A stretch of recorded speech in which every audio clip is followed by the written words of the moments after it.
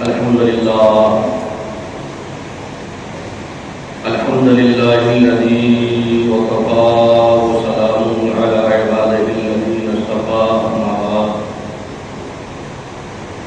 فأعوذ بالله من الشيطان الرجيم بفضلك بسم الله الرحمن الرحيم لقد كان لكم في رسول الله أسوة حسنة آمنت بالله صدق الله العظيم وصدق رسوله النبي الأمين المتين المبين المختار الكريم ونحن على ذلك لمن الشاهدين والشاكرين والحمد لله رب العالمين. غوث اعظم بمنے بے سر و ساما مدد قبلہ دین مدد کعبہ ایمان مدد ماں گدائیں تو سلطان دو عالم ہستی حج تو داریں تمنا یا سہے جینا مدد. قال النبی صلی اللہ تعالی علیہ وسلم اللہ معطی وانا قاسم اور کما قال. برادران ملت اسلامیہ، آئیے ہم اور آپ مل کر آقا نامدار مدینے کے تاجدار دونوں عالم کے مالک و مختار حضور تاجدار مدینہ صلی اللہ تعالی علیہ وسلم کی بارگاہ بے کس پناہ میں اپنی غلامی اور امتی کا ثبوت دیتے ہوئے اہل سنت والجماعت کے قدیم رواج کے مطابق با آواز بلند درود پاک پڑھیں.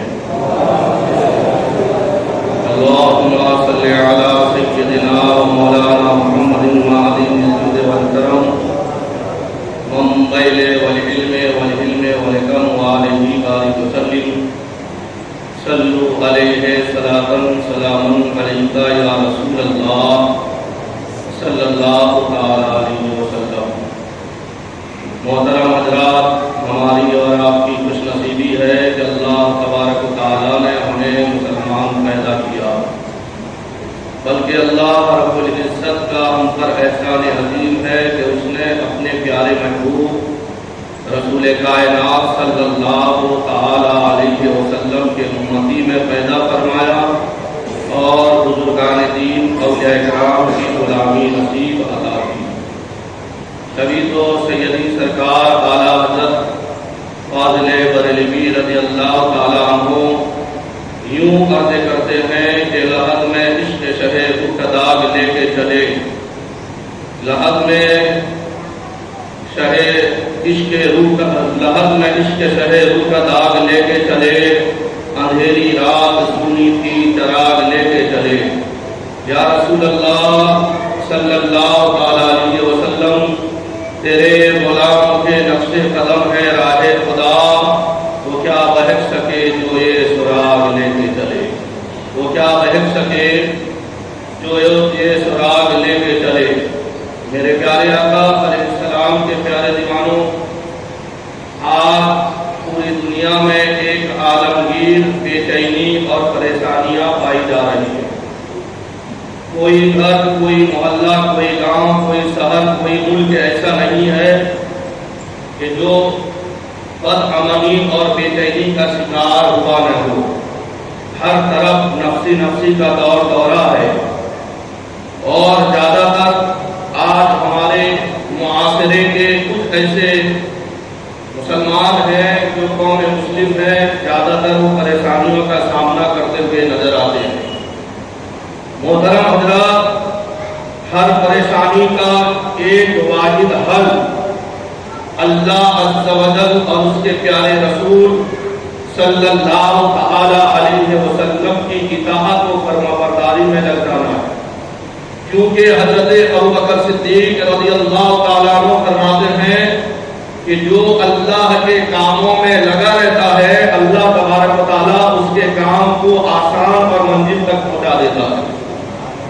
لیکن آج محترم حضرات، ہمارا توکل جو اللہ پر ہونا چاہیے، جو بھروسہ اللہ پر ہونا چاہیے، آج وہ توکل اور بھروسہ ہم سے ٹوٹ چکا ہے. جس کے سبب آج ہم پریشانیوں کا سامنا کر رہے ہیں، اگر یہی ماحول یہی حالت رہا تو آگے بھی زیادہ سے زیادہ پریشانیاں آ سکتی ہیں۔ اسی لیے قرآن مقدس میں اللہ تبارک و تعالیٰ کا اعلان ہوا، لقد کان لکم فی رسول اللہ اسوۃ حسنہ۔ اس کا معنی اور مفہوم یہ ہے کہ اللہ تبارک و تعالیٰ ارشاد فرماتا ہے کہ اے لوگو، تم اگر کامیابی چاہتے ہو، اے لوگو اگر تم پریشانیوں سے بچنا چاہتے ہو، تو تمہارے لیے ضروری ہے کہ لقد کان لکم فی رسول اللہ اسوۃ حسنہ، تم رسول پاک صلی اللہ تعالی علیہ وسلم کی پیروی اور فرما برداری میں لگ جاؤ۔ یعنی تمہارے لیے رسول کائنات صلی اللہ تعالی علیہ وسلم کی پیروی اور ان کے نقش قدم پر چلنا تمہارے لیے بہترین نمونہ بن جائے گا، آئیڈیل بن جائے گا۔ تم دنیا میں بھی کامیاب رہو گے اور آخرت میں کامیاب ہو جاؤ گے۔ لیکن آج یہ ہمارا معاشرہ رسول کونین صلی اللہ تعالی علیہ وسلم کی اطاعت و فرما برداری کیا کرے گی؟ حضور تاجدار مدینہ صلی اللہ تعالی علیہ وسلم کے بتائے ہوئے طریقے کے مطابق کیا زندگی کو گزارے گی؟ بلکہ آج اس کا چلنا، بیٹھنا، سونا، اٹھنا، جاگنا، کھانا اور پہننا سب ایک غیروں کی طریقے کے مطابق ہو رہا ہے۔ تو کیا ہمیں نبی کا فرمان یاد نہیں ہے؟ کیا ہمیں کسی مسجد کے امام نے یا کوئی معلم نے یا کوئی مولوی نے کیا ہمیں بتایا نہیں؟ نبی کا اعلان کیا ہے؟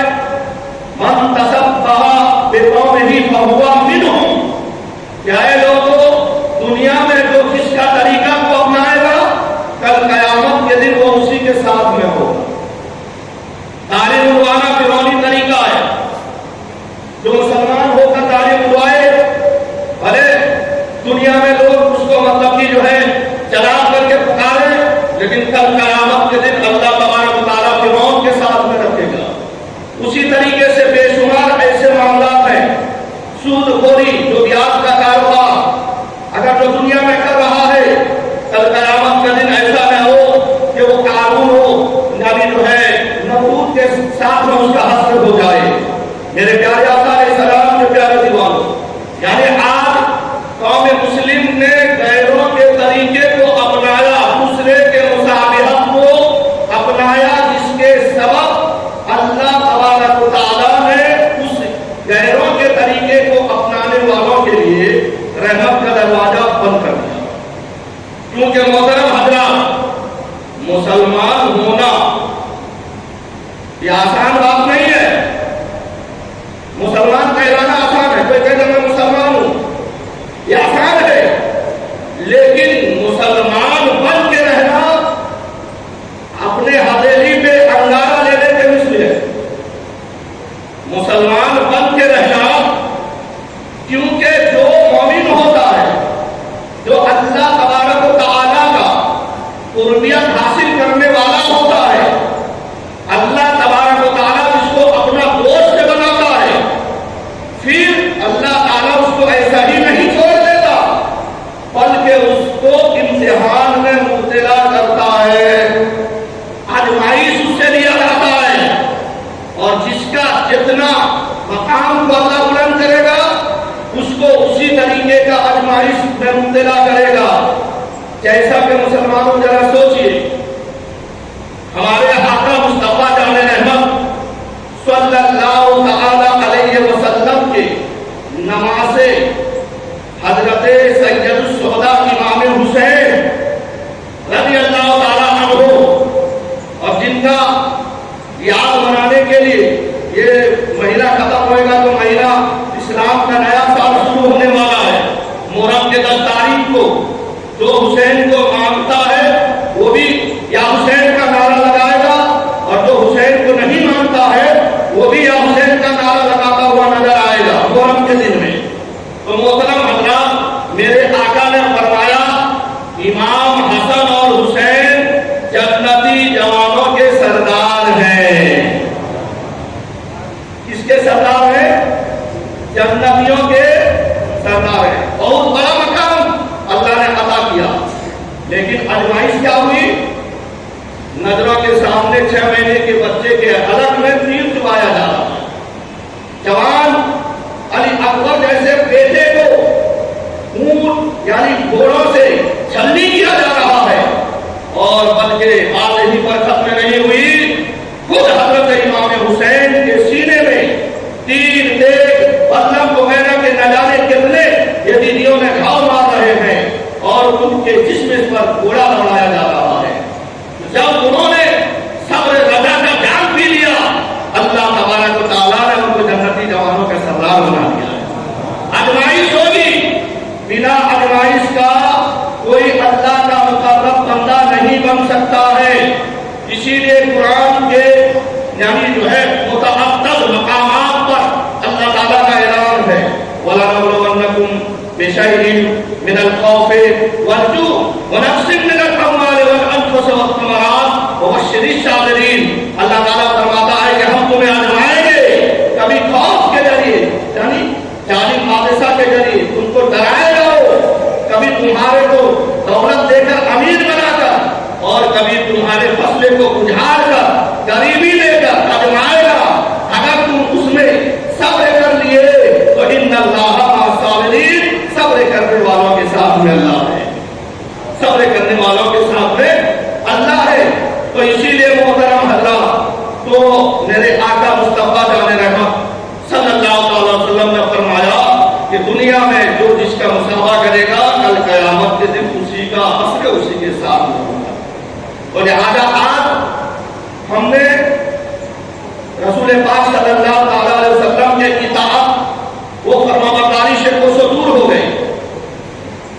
یہی وجہ ہے کہ ہمارے روزی میں برکت نہیں ہو رہی. یہی وجہ ہے. آپ کہیں گے مولانا کیا کہتے ہو، ایسا کیسے برکت نہیں ہو سکتی ہے؟ اگر برکت ہوتی تو پھر مسلمان اپنا ہاتھ کو یوں نہیں پھیلاتا، یوں کرتا. بات سمجھ میں آیا؟ جس کا ہاتھ ایسا ہوتا ہے نا اسی کے گھر میں برکت ہوتی ہے، اور جس کا ہاتھ ایسا ہو، سمجھ میں آیا، وہ بے برکتی میں مبتلا ہے. کیوں نہ ہو؟ کیوں نہ ہو؟ کیونکہ جب اللہ اپنے بندوں سے امتحان لیتا ہے وہ بندہ امتحان میں ناکام ہو جاتا ہے. مثال کے طور پہ آج ایک انسان کو غریبی چھا گئی، بی بی طرح راستہ پہ جا کے صبح 8 بجے سے کھڑا ہو رہا ہے، کوئی اس کو کام کاج میں بلاتے نہیں. گیا 12 بجے تک کھڑا ہوا، واپس آ گیا. پھر گیا 12 بجے تک کھڑا ہوا، واپس آ گیا. کسی نے کام پہ بلایا نہیں. اور تھکے ہار کر کچھ ایسے بوریا بستر والے کی نظر میں پڑ گیا ہو، بولے آپ تو روز یعنی جو ہے راستہ پہ کھڑا ہوتا ہے اور مجھے کوئی مزدوری نہیں دیتا ہے، ایک کام کر تو میرے ساتھ میں چل 40 دن کے لیے، پھر تیرے گھر میں سارے کے سارے اناج بھر دیا جائے گا، تیرا پریشانیاں دور کر دیا جائے گا. تیرا بیٹی اگر جوان ہے تو کسی سستا والے کو پکڑ کر سمجھ لگن میں تیری لڑکی کا نکاح کر دیا جائے گا. لیکن وہ بندہ یہ نہیں سوچ رہا ہے، یہ بندہ یہ نہیں سوچ رہا ہے کہ میں آزمائش میں مبتلا ہوں، اللہ تعالیٰ مجھے آزمائش میں مبتلا کیا ہے، بلکہ وہ آزمائش سے اپنا قدم کو باہر نکال کر ایسے جگہ پر پھنس جاتا ہے نہ اس کا ایمان سلامت رہتا ہے نہ اس کا عقیدہ سلامت رہتا ہے. اس زندگی میں بنی اسرائیل کا ایک واقعہ میں آپ کو بتا دوں. بنی اسرائیل میں اللہ کا برگزیدہ بندہ تھا. وہ اللہ کا عبادت کتنا خوشی اور خود کے ساتھ میں کر رہا تھا. ایک دن اللہ تبارک و تعالیٰ نے اس پر الہام فرمایا، ارشاد فرمایا بندے بتا تو کیا چاہتا ہے؟ میں یہ بھیڑ بھڑاکا سے مجھے دور کسی پہاڑی پر رکھ دیا جائے تاکہ میں وہاں پر تیری عبادت خوب کروں. تو اللہ تبارک و تعالیٰ نے ہوا کو حکم دیا، ہوا اس کو اٹھا کر ایک پہاڑ کے گوفا میں رکھ دیا. وہ بندہ اسی پہاڑ پر بیٹھ کر اور یا اللہ کرتا رہا، کرنے کے بعد میں اللہ تعالیٰ نے اس کے عبادت سے راضی ہو گیا تو اس کے رزق کا انتظام کر دیا. سبحان اللہ.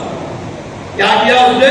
اللہ نے اس کے روزی کا انتظام کر دیا. یعنی ایک دارم انار کا درخت لگا دیا، انار کا درخت لگ گئی، ہر روز اس کو 3 انار اس درخت میں ہوتے، وہ توڑتا اسی کو کھاتا، شکم سے ہو جاتا، سمندر کا کھارا پانی میں ہاتھ ڈالتا، وہ پانی اس کے لیے میٹھا ہو جاتا. تو جب وہ کئی دن تک اس پہاڑی پر اللہ کا عبادت میں مشغول ہو گیا تو اللہ تعالیٰ ارشاد فرمایا کہ اب اس سے جو ہے امتحان لیا جائے، اب وہ کتنا میری ذات پر بھروسہ کرتا ہے. تو فرشتے کو حکم دیا کہ اب اس درخت کو جو پھول نکلے تو پھل ہونے سے پہلے اس کے پھول کو توڑ ڈالا. اب پھول توڑ دیے تو اب انار نہیں ہوا. ایک دن بھوکا رہا، 2 دن بھوکا رہا، کچھ نہیں آیا. اب پانی پینے کے لیے جائے وہ کھارا پانی کھا رہا ہی رہا، میٹھا نہیں ہوا، کتنا امتحان ہو رہا ہے. 3 دن بھوکا رہا.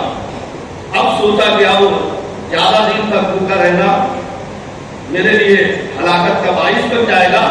اب اس نے کیا کیا، اس جگہ سے قریب میں ایک دشمن خدا کا گھر تھا، اللہ کا دشمن، مشرک، یعنی وہ مومن نہیں تھا، اللہ کا دشمن کا گھر تھا.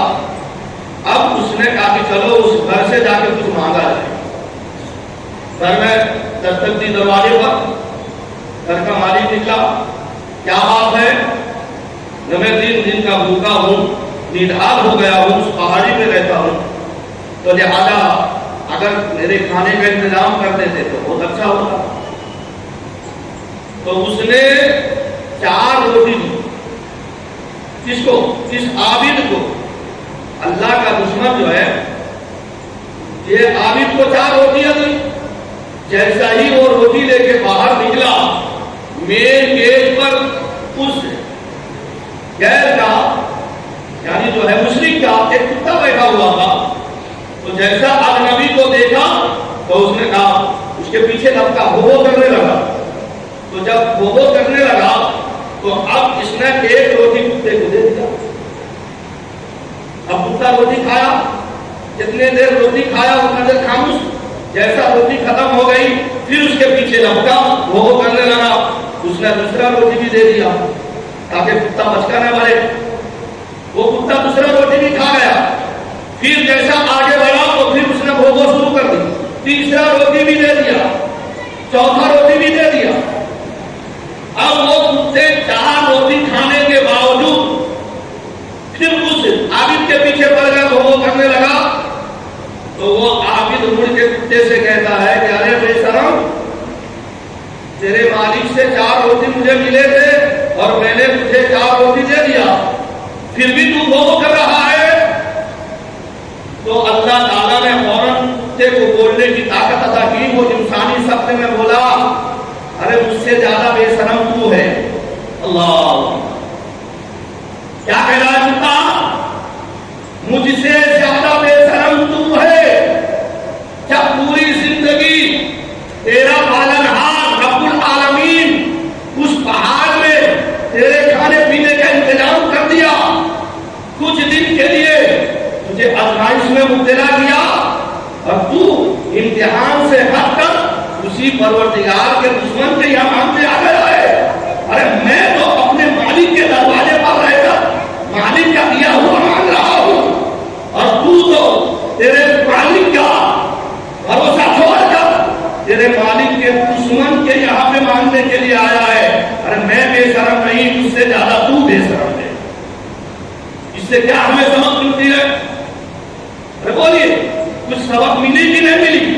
جس پروردگار عالم 9 مہینہ 10 دن بند کوٹری میں ماں کے شکم میں ہمیں رزق پہنچاتا رہا، تو دنیا میں بھیجنے کے بعد میں کیا رزق عطا نہیں کرے گا؟ ارے اللہ تعالیٰ اپنے بندوں سے اتنا پیار و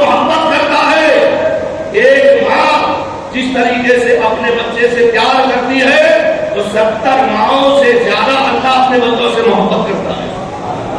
اسی لیے قرآن میں اعلان ہے ما فعل اللہ بعذابکم، اللہ تعالیٰ تمہیں عذاب دے کے کرے گا کیا؟ تم اس کے دی ہوئی نعمتوں کا شکر ادا کرو وہ تمہیں اور زیادہ دے گا۔ اور مسلمانوں ذرا سوچیے، اللہ تعالیٰ اپنے بندوں کا حفاظت کا ذمہ لیا ہے، چاہے نمازی ہو کہ شرابی ہو، مولوی ہو کہ مقتدی ہو، اللہ نے ہر انسان، ہر اس کے نیک بندوں پر 10 فرشتے کو مقرر کر دیا ہے۔ وہ فرشتے اس بندے کی حفاظت کرتے ہیں، وہ فرشتے اس بندے کی حفاظت کرتے ہیں۔